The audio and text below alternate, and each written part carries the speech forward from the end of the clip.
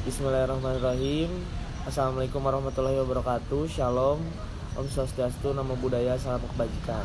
Izin memperkenalkan diri, kita dari kelompok 6 akan mempresentasikan hasil analisis laporan keuangan kita.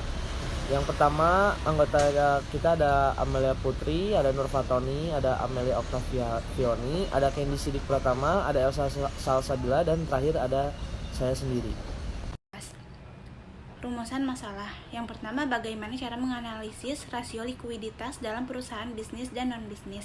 Yang kedua, bagaimana cara menganalisis rasio solvabilitas atau rasio leverage dalam perusahaan bisnis dan non-bisnis. Bagaimana cara menganalisis rasio aktivitas dalam perusahaan bisnis dan non-bisnis. Yang keempat, bagaimana cara menganalisis rasio probabilitas dalam perusahaan bisnis dan non-bisnis. Dan yang kelima, bagaimana cara menganalisis rasio common size dalam perusahaan bisnis dan non-bisnis. Yang keenam, bagaimana cara menganalisis rasio angka indeks dalam perusahaan bisnis dan non-bisnis. Laporan keuangan. Laporan keuangan merupakan proses akhir dalam proses akuntansi yang mempunyai peranan penting bagi pengukuran dan penilaian kinerja sebuah perusahaan. Perusahaan-perusahaan di Indonesia, khususnya perusahaan yang go public, diharuskan membuat laporan keuangan setiap periodenya. Laporan keuangan yang utama terdiri atas dua laporan, yakni laporan neraca dan laba rugi. Jenis analisis rasio keuangan. Yang pertama, rasio likuiditas. Yang kedua, rasio solvabilitas atau leverage rasio. Yang ketiga, rasio aktivitas. Yang keempat, rasio probabilitas. Dan yang kelima, rasio penilaian. Jenis analisis rasio keuangan. Yang pertama, rasio likuiditas. Yang kedua, rasio solvabilitas atau leverage rasio. Yang ketiga, rasio aktivitas. Yang keempat, rasio probabilitas. Dan yang kelima, rasio penilaian. Profil PT bersama Zata Jaya Tbk. PT bersama Zata Jaya Tbk atau Zata didirikan pada tahun 2012 di Bandung, Jawa Barat. Perusahaan ini bergerak di bidang industri mode dengan fokus pada segmen busana muslim dengan merek Elzata dan Dauki. Perusahaan ini memproduksi berbagai macam produk, mulai dari kerudung hingga busana wanita, busana pria, busana anak, dan perlengkapan sholat. Produk tersebut dijual secara offline di 1-2 toko, online, dan di toko mitra di seluruh Indonesia. Selanjutnya ada laporan posisi keuangan. Di sini jumlah asetnya sebesar 725.692.783.902 rupiah. Selanjutnya ada liabilitasnya sebesar 213.750.310.552 rupiah, dan jumlah liabilitas dan ekuitasnya sebesar 725.602.783.902 rupiah. Selanjutnya di sini ada laporan laba rugi dan penghasilan komprehensif lain. Lanjut lagi, di sini ada analisis rasio keuangan. Selanjutnya ada rasio likuiditas dari PT bersama Zata Jaya Tbk sebagai berikut. Rasio solvabilitas yang pertama adalah total debt to total asset ratio, di mana cara perhitungannya adalah total hutang dibagi dengan total aktiva lalu dikalikan dengan 100%. Pada tahun 2021, total hutang sebesar 260.875.395.425 rupiah, lalu dibagikan dengan total aktiva sebesar 399.902.762.807 rupiah, lalu dikalikan dengan 100%, yang hasilnya adalah 0,790764.506 atau 7,90%. Artinya pada tahun 2021 total aset perusahaan dibelanjai oleh hutang sebesar 7,90%. Setiap 1 rupiah total aktiva menjamin 0,7907 total hutang. Yang kedua ada debt to equity ratio. Cara perhitungannya adalah total hutang dibagi dengan modal sendiri lalu dikalikan dengan 100%. Pada tahun 2021, Total hutang sebesar 260 miliar 875 juta 395.425 rupiah, lalu dibagi dengan modal sendiri sebesar 69 miliar 27 juta 367.362 rupiah, lalu dikalikan dengan 100% yang hasilnya adalah 3,779303852 atau 3,77%. Artinya pada tahun 2021 setiap Rp1 modal sendiri menjamin 3,7793 total hutang. Lalu pada 2022 total hutang sebesar 213 miliar 753.310.552 rupiah dibagi dengan 511 miliar 939 juta 433.350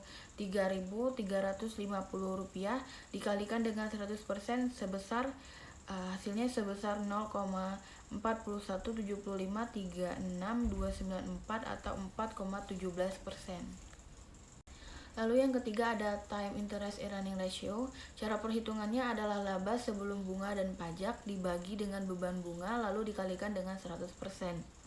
Pada tahun 2021, laba sebelum bunga dan pajak sebesar 778.644.138 rupiah dibagi dengan 22.770.026 rupiah lalu dikalikan dengan 100%.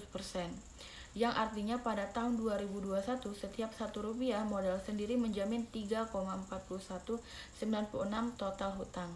Lalu pada tahun 2022, laba sebelum bunga dan pajak sebesar Rp37.091.171 dibagi dengan beban bunga sebesar Rp16.330.822.710 lalu dikalikan dengan 100%, artinya pada tahun 2022 setiap Rp1 modal sendiri menjamin 2,2812 total hutang.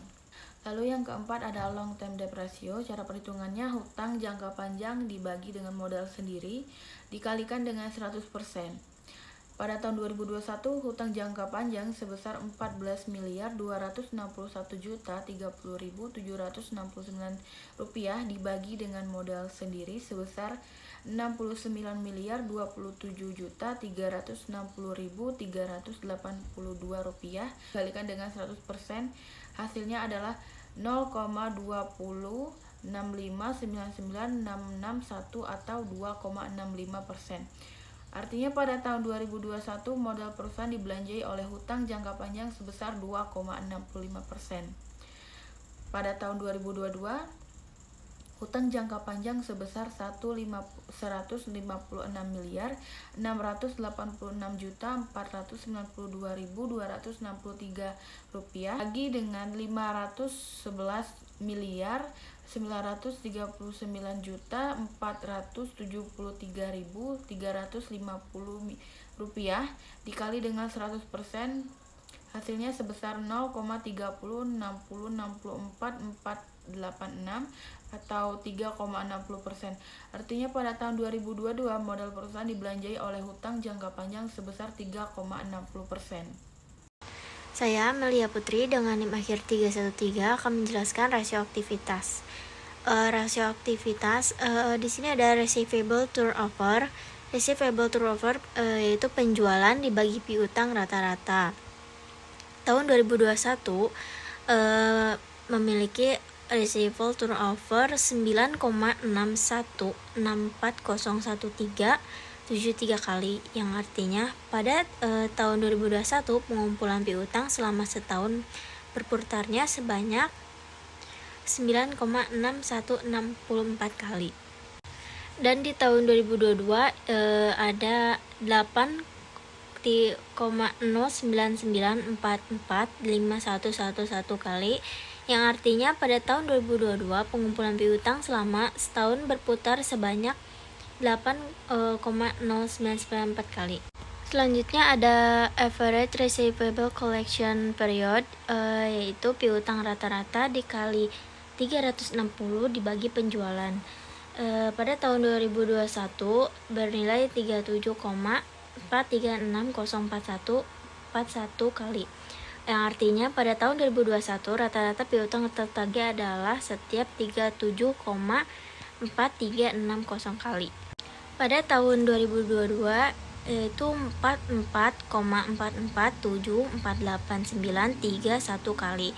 Yang artinya pada tahun 2022 rata-rata piutang tertagih adalah setiap 44,44 kali. Dan selanjutnya ada inventory turnover, yaitu harga pokok penjualan dibagi persediaan. Di tahun 2021 memiliki angka 0,668043031 kali, yang artinya perputaran persediaan selama tahun 2021 sebanyak 0,66804 kali.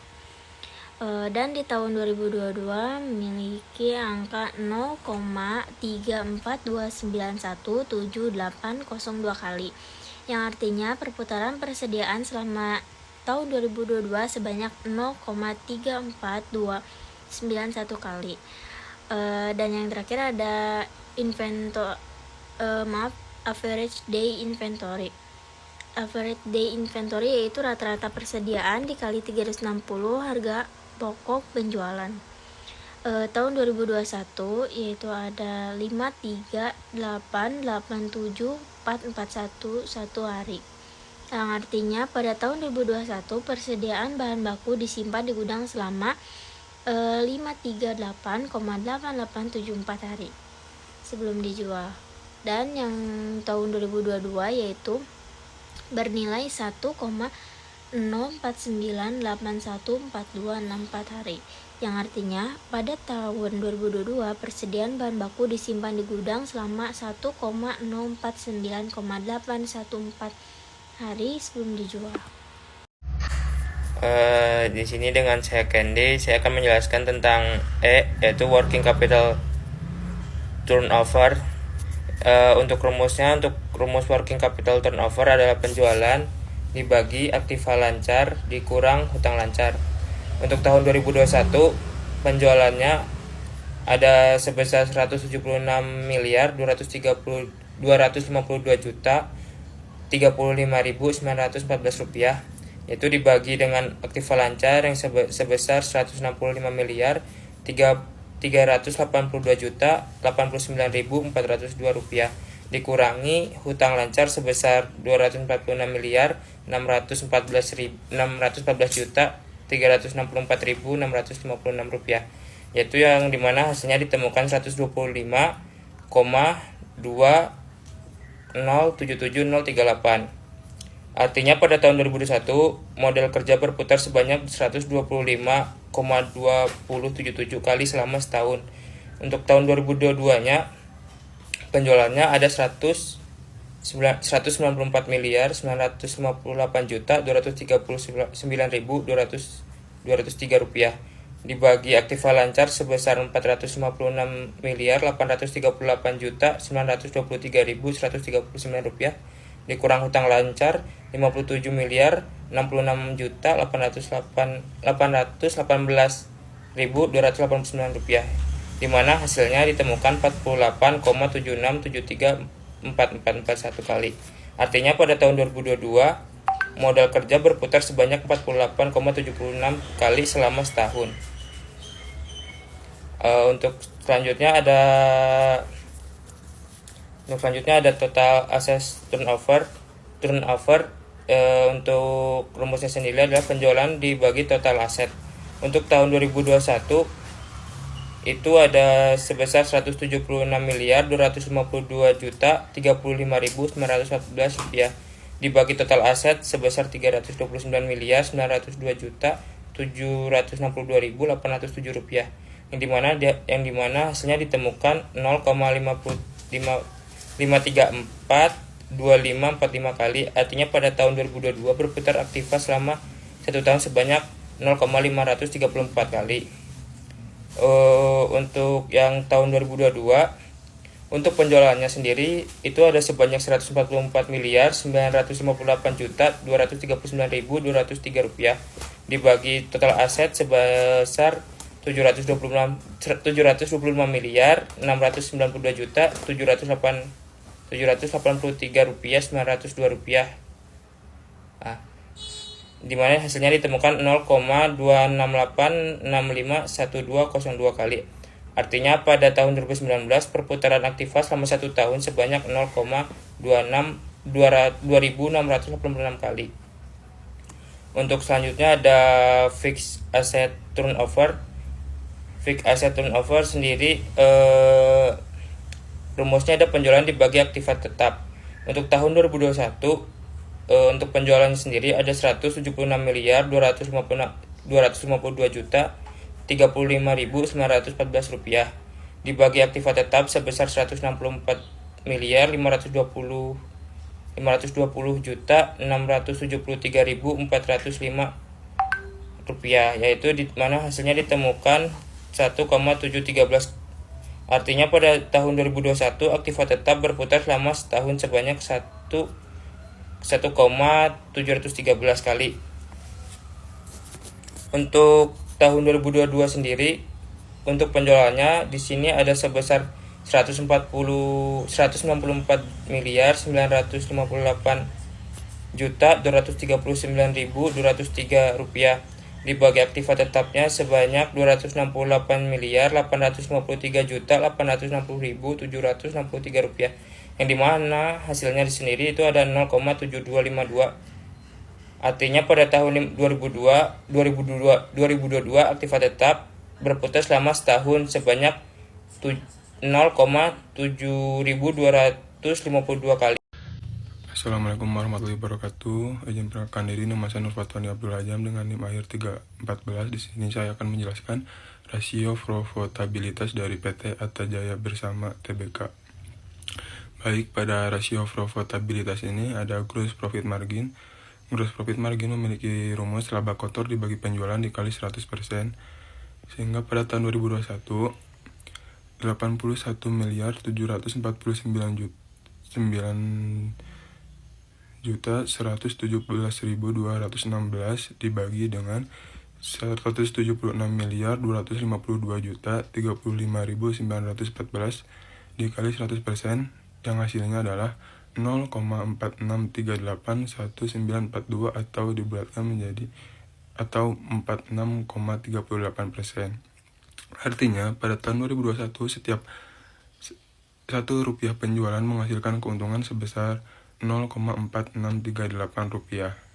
Sedangkan pada tahun 2022 laba kotornya adalah 86 miliar 739 juta 903.981 dibagi 194 miliar 958 juta 239.203 dikali 100% menghasilkan 0,44491532 atau 44,49%, yang artinya pada tahun 2022 setiap 1 rupiah penjualan menghasilkan keuntungan kotor sebesar 0,4449 rupiah.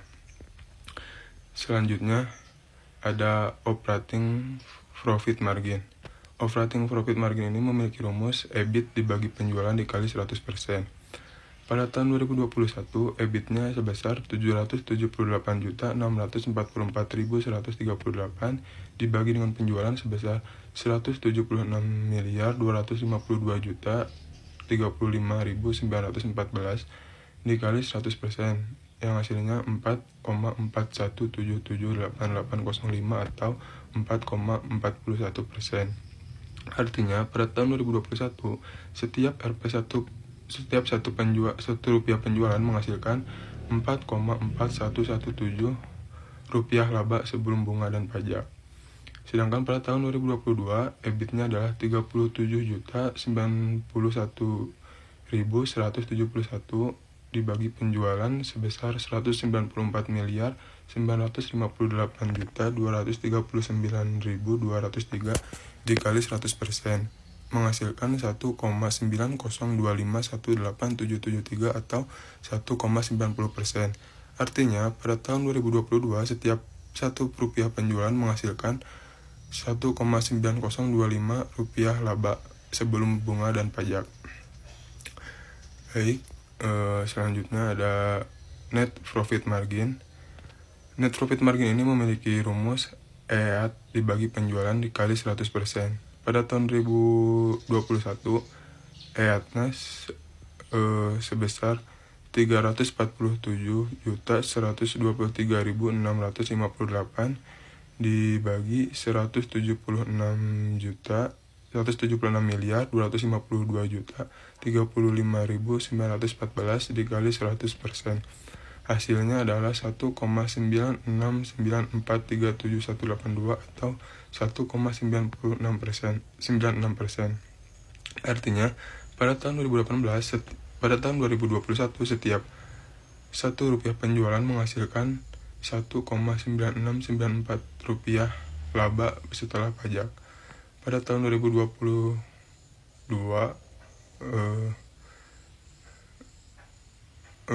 EAT-nya adalah sebesar 304.803.335 dibagi dengan penjualan yaitu 194.958.239.203 dikali 100% menghasilkan 1,5634288846 atau 1,56%. Artinya pada tahun 2021 setiap Rp1 penjualan menghasilkan Rp1,5634 laba setelah pajak. Selanjutnya yang terakhir ada return on asset atau ROA. ROA ini memiliki rumus EBIT dibagi dengan total aktiva dikali 100%. Pada tahun 2021 EBIT-nya adalah sebesar 778.644.138 dibagi dengan total aktiva sebesar 329.902.762.807 dikali 100% sama dengan 2,36022315 atau 2,36%, yang artinya pada tahun 2021 setiap Rp1 total aktiva yang dioperasionalkan diperoleh laba usaha sebesar Rp2,360. Pada tahun 2022 EBIT-nya adalah 37.091.171 dibagi dengan 725.692.783.902 dikali 100%, yang hasilnya adalah 5,111139565 atau 5,11%. Artinya pada tahun 2022 setiap Rp1 total aktiva yang dioperasionalkan diperoleh laba usaha sebesar Rp5,1111. Sekian rasio profitabilitas yang bisa saya sampaikan. Selanjutnya dilanjutkan oleh teman saya. Kali. Untuk selanjutnya ada rasio solvabilitas. Untuk rumus dari rasio solvabilitas sendiri adalah total hutang dibagi total aktiva dikali 100%. Untuk tahun 2021 sendiri total hutang ada 965.359.734 rupiah. Untuk total aktivanya sendiri ada 38.817.117.805 rupiah.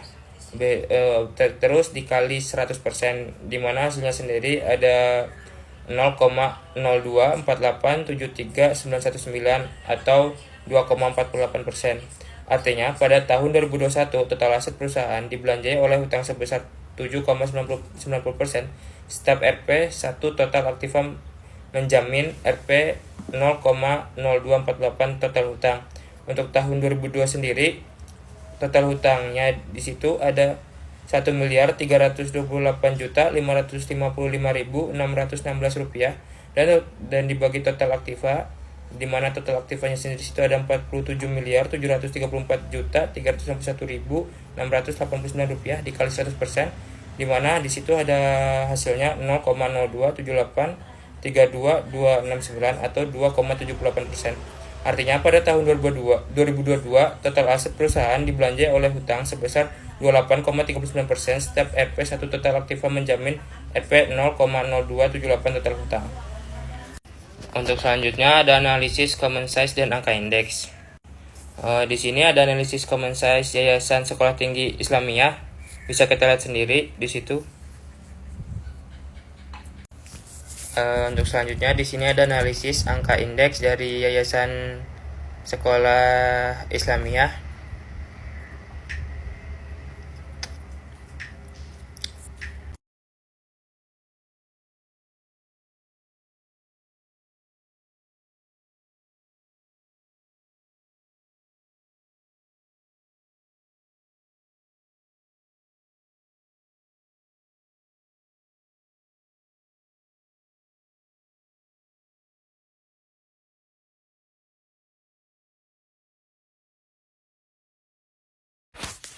Baik, di sini saya akan membacakan profil dari Sekolah Tinggi Dirasat Islamiyah Imam Syafi'i. Yayasan Sekolah Tinggi Dirasat Islamiyah atau STDI Imam Syafi'i Jember merupakan perguruan tinggi keagamaan Islam swasta atau PTKIS yang menyelenggarakan pendidikan tinggi bagi generasi Islam sesuai dengan ajaran agama yang benar berdasarkan Al-Quran. Selanjutnya akan dilanjutkan oleh teman saya. Selanjutnya di sini saya akan menjelaskan tentang laporan posisi keuangan Sekolah Tinggi Dirasat Islamiyah STDI Imam Syafi'i. Pada periode Desember 2021, total aset lancarnya adalah sebesar 12 miliar 390.714.015 rupiah. Sedangkan pada periode 2022, total aset lancarnya mencapai 12 miliar 48.806.113 rupiah. Aset tetapnya memiliki nilai buku pada periode 2021 yaitu sebesar 24 miliar 300.910.990 rupiah. Pada periode 2022, aset tetapnya berjumlah 28 miliar 263.301.173 rupiah. Hingga total asetnya itu sebesar pada 2021 sebesar 38 miliar 810.117.805 rupiah. Pada periode 2022, total asetnya mencapai 47 miliar 734.361.689 rupiah.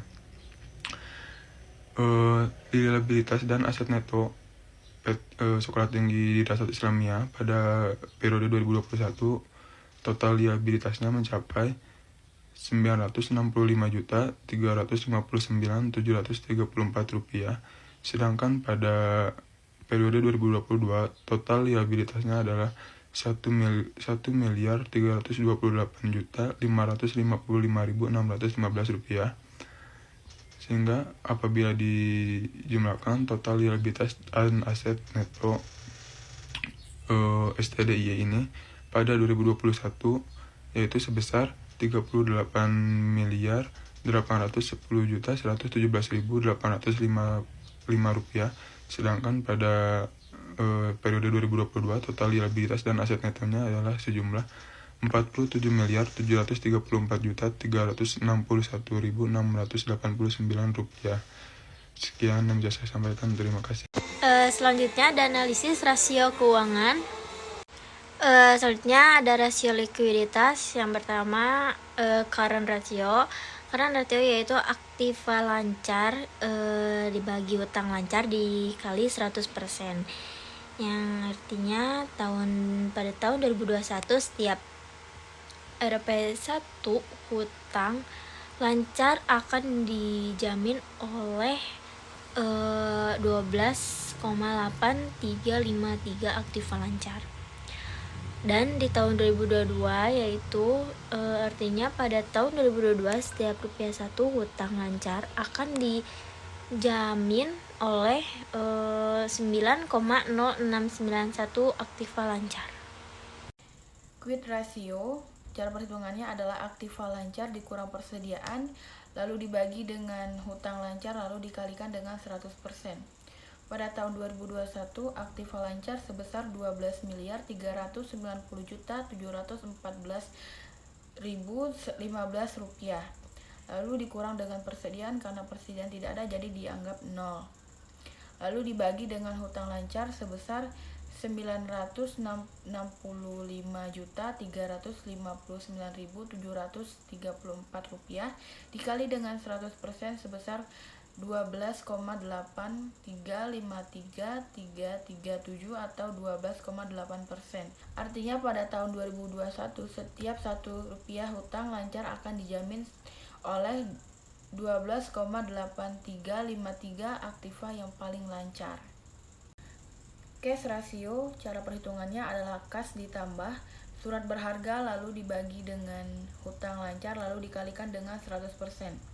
Pada tahun 2021, kas sebesar Rp10.558.402.253 lalu ditambah dengan surat berharga karena tidak ada jadi dianggap nol. Dibagi dengan hutang lancar sebesar Rp965.359.734 dikali dengan 100%. Hasilnya adalah 10,93727227 atau 19,3%. Artinya pada tahun 2021 setiap Rp1 hutang lancar akan dijamin oleh 10,9372 kas dan efek. Lalu pada tahun 2022 kas sebesar Rp7.392.242.202 ditambah dengan surat berharga karena tidak ada jadi dianggap nol, lalu dibagi dengan hutang lancar sebesar Rp1.328.555.615 dikali dengan 100%, hasilnya 5,511432.205 atau 5,51%. Artinya pada tahun 2022 setiap Rp1 hutang lancar akan dijamin oleh 5,5114 kas dan efek. Sebanyak 0,7252 kali. Untuk selanjutnya ada rasio solvabilitas. Untuk rumus dari rasio solvabilitas sendiri adalah total hutang dibagi total aktiva dikali 100%. Untuk tahun 2021 sendiri total hutang ada Rp965.359.734. Untuk total aktivanya sendiri ada Rp38.817.805. Terus dikali 100%, di mana hasilnya sendiri ada 0,024873919 atau 2,48%. Artinya pada tahun 2021 total aset perusahaan dibelanjai oleh hutang sebesar 7,90%. Setiap Rp 1 total aktiva menjamin Rp 0,0248 total hutang. Untuk tahun 2002 sendiri total hutangnya di situ ada Rp1.328.555.616 dan dibagi total aktiva, di mana total aktivanya sendiri di situ ada Rp47.734.161.689 dikali 100%, di mana di situ ada hasilnya